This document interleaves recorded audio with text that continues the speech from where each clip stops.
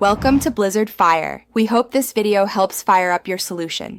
In this video, I will explain how to jack up a Chrysler 300 safely.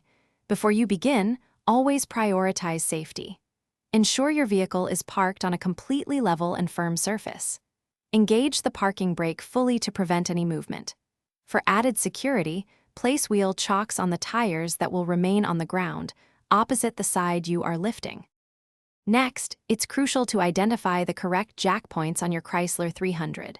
For the front, look for reinforced areas on the subframe or the pinch welds, often with small cutouts. At the rear, you can typically find suitable points on the steel subframe or sturdy control arms.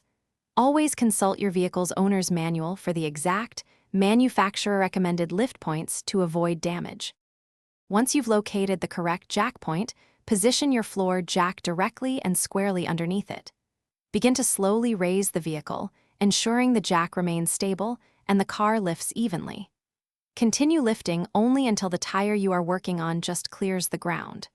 Remember, minimum lift provides maximum stability, so avoid raising it higher than necessary for your task.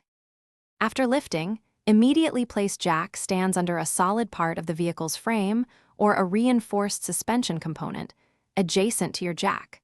Slowly and carefully lower the vehicle onto these jack stands, ensuring they are securely seated.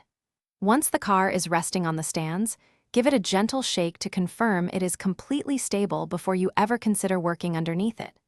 Your safety is paramount. Thanks for watching. If you found this helpful, don't forget to like and subscribe.